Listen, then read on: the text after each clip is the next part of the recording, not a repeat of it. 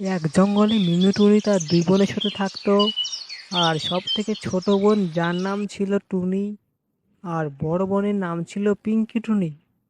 মিনু ওদের মধ্যে সবচেয়ে বড় ছিল, আর ওদের বাবা মা কেউ ছিল না। মিনু টুনি ওদের খুব ভালো করে দেখাশোনা করতো। পিঙ্কি আর টুনি বড় হয়ে যায়, তখন টুনটুনি ওদেরকে বলে, টুনটুনি আর পিঙ্কি, তোমরা দুজন আমার থেকে অনেক ছোট, আমি তোমাদের অনেক ভালোবাসি, আমি সব সময় তোমাদের ভালোই চাই। দেখো আমাদের ঘর কেমন ফেটে যাচ্ছে, আমাদের ঘর অনেক পুরনো হয়ে গেছে। আমার মনে হচ্ছে খুব তাড়াতাড়ি আমাদের ঘর ভেঙে যাবে। এর জন্য আমি ঠিক করেছি আমাদেরকে অন্য ঘর খুঁজতে হবে। হ্যাঁ, তুমি ঠিকই বলেছ। চলো আমরা পাশের জঙ্গলে চলে যাই। ওখানে আমরা নতুন ঘর বানিয়ে থাকবো। হ্যাঁ হ্যাঁ, তুমি ঠিকই বলেছ। চলো আমরা চলে যাই। এরপর তারা অন্য জঙ্গলে চলে গেল। অনেক দূরে আসার পর তিনটে গাছ দেখতে পেল, যার মধ্যে একটি ছিল আম গাছ, আর আরেকটি ছিল আপেল গাছ, আর ওই দুই গাছের মাঝেই ছিল একটি শুকনো গাছ। টুনটুনিরা তাড়াতাড়ি গাছ দখল করে নেয়। টুনটুনি আম গাছটা নেয়, আর পিঙ্কি টুনি নেয় আপেল গাছ। মিনু টুনির কাছে শুকনো গাছ ছাড়া আর কোনো রাস্তা ছিল না। এই গাছে না ধরবে ফল, আর না টুনি সেই গাছের বাসা বানিয়ে থাকতে পারবে।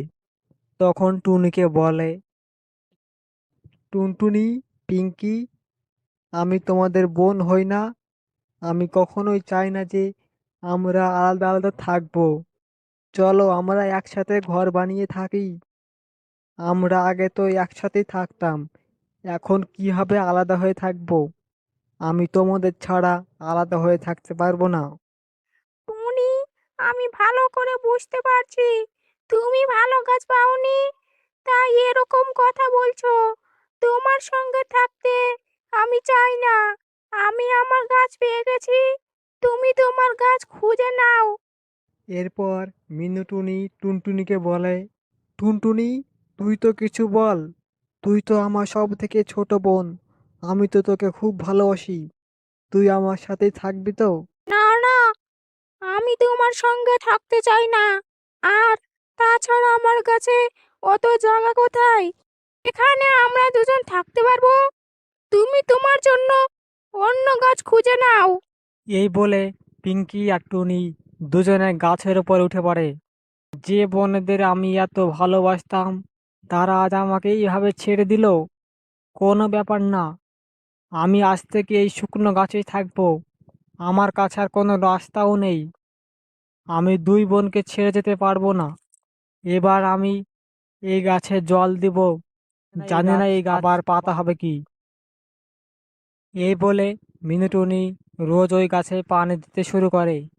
একদিনের কথা, টুনি গাছে পানি দিয়ে ওখানে বসেছিল। তখন পিঙ্কি টুনি ঠাট্টা করার জন্য বলে, আরে মিনু দিদি, তোমার অন্য গাছ খোঁজা দরকার। এই মরা গাছে সেবা করছো কেন? পাগল হয়ে যাওনি তো? তুমি যতই সেবা করো, মরা গাছ আর তাজা হবে না। না তুমি এই গাছে থাকতে পারবে, আর না এই গাছে ফল ধরবে। তাই আমি বলছি, অন্য গাছ খুঁজে নাও। হ্যাঁ হ্যাঁ, মিনু দিদি, পিঙ্কি ঠিক কথাই বলেছে। আমি তো বলছি তুমি অন্য গাছ খুঁজে নাও। তোমাদের দুজনকে কোনো চিন্তা করতে হবে না, আমি জানি তোমরা দুজন আমাকে ঠাট্টা করছো। কোনো ব্যাপার না, আমি তোমাদের খুব ভালোবাসি, তাই আমি তোমাদের ছেড়ে যেতে পারবো না। তোমাদের দেখাশোনা করা আমার কর্তব্য। আমি বাবা মাকে কথা দিয়েছি যে আমি তোমাদের কখনো ছেড়ে যাব না, তাহলে আমি কি করে ছেড়ে যাব? ঠিক আছে, তোমার যা ইচ্ছা তাই করো। আমি আর কি বলবো? এরপর কিছুদিন এইভাবে কেটে যায়। আর একদিন টুনি ঝুড়িতে কিছু আম নিয়ে পিঙ্কি টুনিকে দিতে যাচ্ছিল। তখন মিনি টুনি ওখানে চলে আসে, আর ওকে বলে, টুনটুনি, ও টুনটুনি, তুই আমার সব থেকে ছোট বোন না? আমি তো তোর সব থেকে বড় বোন। তোর আমার জন্য কি একটুও মায়া নেই? তুই আমাকে কিছু আম দিতে পারবি? তুই তো জানিস আমার খাবার খুঁজতে কত কষ্ট হয়। আমি তো তোর বোন, আমাকে কি আম দিতে পারবি না? না না, আমি কেন তোমাকে আম দেব? তুমি আমাকে কি দাও যে আমি তোমাকে আম দেব? পিঙ্কি দিদি তো নিজের গাছের আপেল দেই আমাকে, এর জন্য ওকে আমি আম দিতে যাই। তাহলে তোমাকে আমি কি করে দেব? তুমি আমাকে কি জিনিস দাও? ঠিক আছে, আমার আমের দরকার নেই। আমার তো তোর কথা শুনেই পেট ভরে গেছে। যা যা, তুই ওকে আম দিয়ে আয়। ওই তো তোর বোন, আমি তো তোর কেউ হই না এখন। ঠিক আছে, তুই যা। এরপর টুনটুনি ওখান থেকে চলে যায়। তারপর কিছুদিন পর ওই মরা গাছে পাতা বেরিয়ে আসে, যেটা দেখে মিনুটুনি বলে, আরে, এই গাছে তো পাতা ধরেছে, এই গাছ তো মরে গিয়েছিল।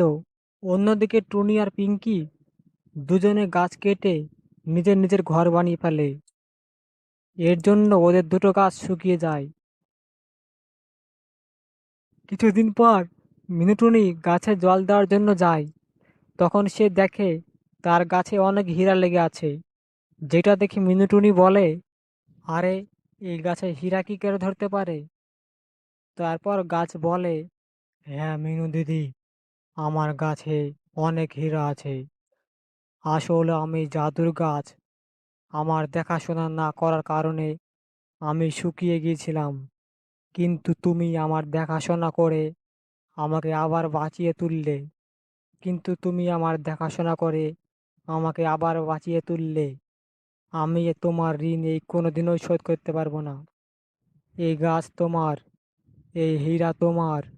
এই হীরা বিক্রি করে তুমি সারা জীবন ভালোভাবে কাটাতে পারবে। এরপর টুনি খুশি মনে জীবন কাটাতে লাগে।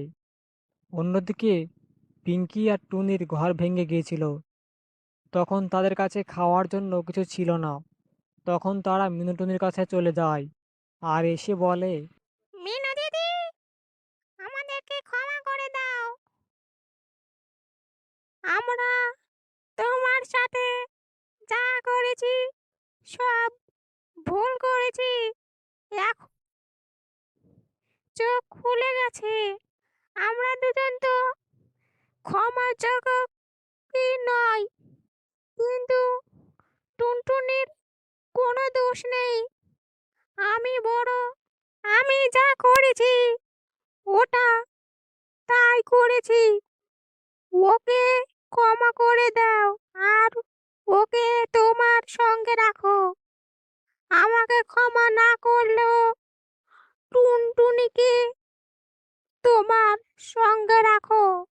আমাদের ঘর ভেঙে গেছে, আমাদের কাছে কোনো খাবার নেই। এটা তুমি কি বলছো পিঙ্কি? তুমিও আমার বোন আর টুনিও আমার বোন। তোমরা দুজন আমার ছেলের মতো। তোমরা ভুল রাস্তায় নেমেছিলে আর এখন আবার সঠিক পথে চলে এসেছো। এর জন্য আমি তোমাদের ক্ষমা করে দিচ্ছি। আজ থেকে আমরা দুজন আবার একসাথে থাকবো। টুনটুনি আর পিঙ্কি তাদের ভুলের জন্য ক্ষমা চায়। এরপর তারা তিনজন মিলে আবার আগের মতো সুখে থাকতে শুরু করে। তো বন্ধুরা, ভিডিওটি ভালো লাগলে অবশ্যই সাবস্ক্রাইব করে দিবেন আর পাশে থাকা বেলটিকে বাজিয়ে দিবেন। ধন্যবাদ।